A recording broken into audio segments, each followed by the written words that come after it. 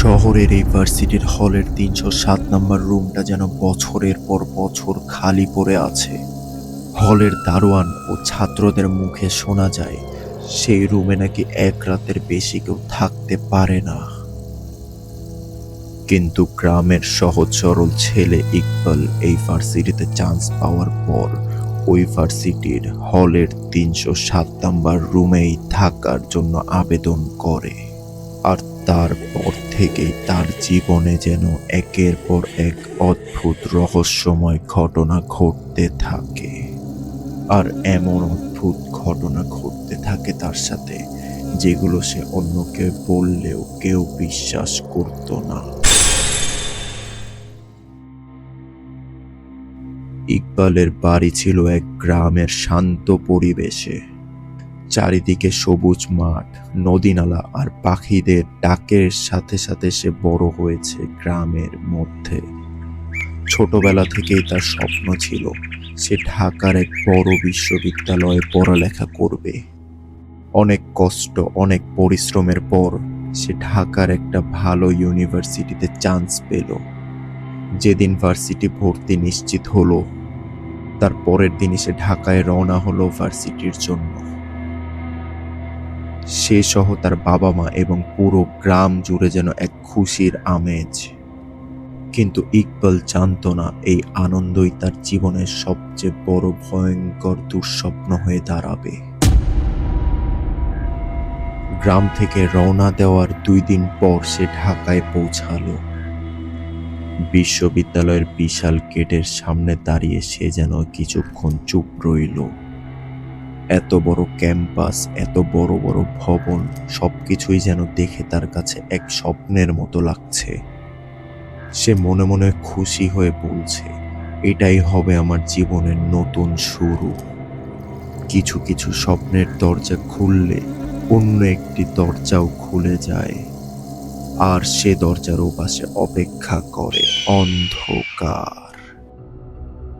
সে জানে না তার জন্য সামনে কি অপেক্ষা করতে চলেছে। সে ধীরে ধীরে তার নতুন জীবন শুরু করতে এগিয়ে যাচ্ছে। সে তার স্বপ্নের ভার্সিটিতে ঢুকে যাচ্ছে ধীরে ধীরে। তার মনে যেন এক অদ্ভুত আনন্দ কাজ করছিল। সে তার ক্যাম্পাসের এত বড় রাস্তা দিয়ে হাঁটছে আর অবাক হচ্ছে। এত বড় ক্যাম্পাস, যা দেখে সে মনে করছে সবই হয়তো স্বপ্ন। সে অনেক দূর থেকে এসেছিল, তাই সে একটু ক্লান্ত। তাই সে চিন্তা করে শুরুতে রুমে যে কিছুক্ষণ রেস্ট নেবে, তারপর ক্যাম্পাসটা ঘুরে দেখবে। তাই সে ধীরে ধীরে তার হলের রুমের দিকে এগিয়ে যেতে থাকে। সে হাঁটতে হাঁটতে তার হলের সামনে এসে পড়ল। এরপর সে রুমে যাওয়ার জন্য সিঁড়ি দিয়ে উপরে উঠছে। হলের করিডোরটা ছিল লম্বা। করিডোরের এক পাশে ছিল সারি সারি রুম, আর প্রায় প্রত্যেকটা রুম থেকে হাসি মজার শব্দ আসছে। কোনো রুম থেকে গানের শব্দ আসছে, কোনো রুম থেকে কেউ আড্ডা দিচ্ছে, কোনো রুমে কেউ গান ছেড়ে শুনছে। কিন্তু করিডোরের একেবারে শেষ মাথায় আসতেই সব শব্দ যেন বন্ধ হয়ে গেল, একদম নিস্তব্ধ হয়ে গেল কিছু মুহূর্তের ভেতরেই। সে পৌঁছে গেছে করিডোরের শেষ রুমের সামনে, রুম নাম্বার ৩০৭। এটাই তার রুম, যেই রুমে সে থাকবে। ইকবাল এত কিছু না ভেবে সে তার রুমের দরজাটা খুলল, আর রুমের ভেতর যেতেই দেখে রুমে কেউ নেই।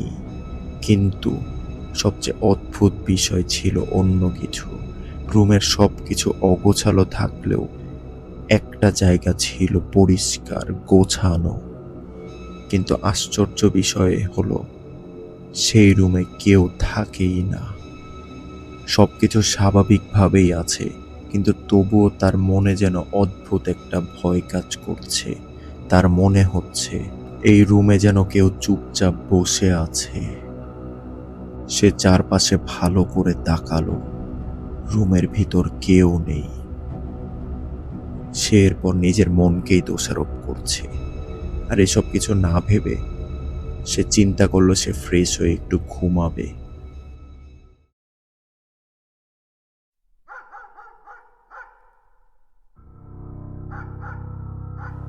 সন্ধ্যা হয়ে গেছে। সে সন্ধ্যায় তার রুমের বারান্দায় দাঁড়িয়ে ক্যাম্পাসটা যেন অনুভব করছে। ক্যাম্পাসের সৌন্দর্য যেন তাকে মুগ্ধ করেছে।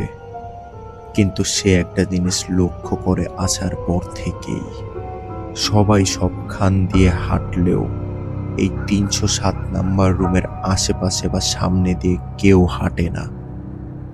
এই বিষয়টা তাকে খুব চিন্তায় ফালিয়ে দিয়েছে। কিন্তু ইকবাল এই বিষয়টা খেয়াল করলেও তেমন একটা গুরুত্ব দেয় না।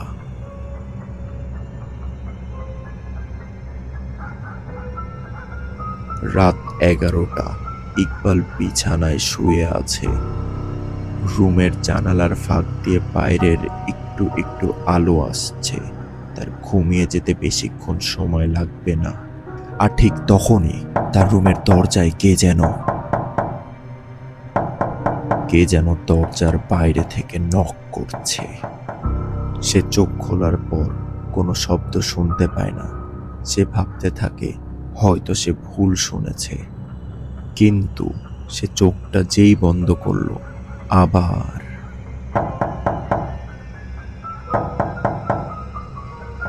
সে এবার চোখ খুলল। আর সে এবার নিশ্চিত যে দরজায় কেউ নক করেছে। ইকবাল এবার বিছানা থেকে উঠে দরজার সামনে যেয়ে দাঁড়ালো আর দরজাটা খুলল। কিন্তু দরজা খুলতেই সে দেখে দরজার বাইরে কেউ নেই। সে চারিপাশে ভালোভাবে তাকিয়ে দেখল, কিন্তু কাউকেই সে দেখতে পায় না। পুরো করিডোর ছিল ফাঁকা। সে ভাবতে থাকে হয়তো কেউ তার সাথে মজা করছে। সে তার রুমের দরজার সামনেই চলে আসতেই তার মনে হলো কে যেন দ্রুত দৌড়ে চলে গেল। ইকবাল একটু আগেও দরজা দিয়ে বের হয়েছিল, কিন্তু সেখানে তো কেউ ছিল না। সে এটাকেও তার মনের ভুল ভেবে দরজা লাগিয়ে রুমের বিছানায় শুয়ে পড়ে। আর কিছুক্ষণ পরে আবার সে অনুভব করতে পারে তার রুমের বারান্দায় কে যেন হাঁটছে। এক প্রান্ত থেকে হেঁটে আর এক প্রান্তে যাচ্ছে। সে এবার উঠে বারান্দার দিকে যেতে থাকে, আর বারান্দার দিকে যেয়ে দেখে বারান্দায় কেউ নেই। সে বারান্দা দিয়ে নিচেও দেখার চেষ্টা করে, কিন্তু নিচের রাস্তা পুরা ফাঁকা ছিল। ক্যাম্পাসে একজনও ছিল না। সবাই ছিল তখন গভীর ঘুমে। সে মনে মনে ভাবতে থাকে যদি সবাই ঘুমিয়েও থাকে তাহলে হাঁটার শব্দ কোথা থেকে পেল সে। সে এসব ভাবতে ভাবতেই বিছানার দিকে চলে যাচ্ছে, আর সে শুয়ে পড়ল বিছানায়। কিন্তু সেদিন রাতে তার আর ঘুম আসলো না। এভাবেই তার ভার্সিটির হলের রুমে প্রথম রাত কেটে গেল। এই ভিডিওর পরের পার্টটি দেখতে চ্যানেলটি সাবস্ক্রাইব করে আমাদের সাথে থাকবেন। আর আমাদের ভিডিও আপনাদের কেমন লাগে অবশ্যই কমেন্ট করে জানাতে ভুলবেন না।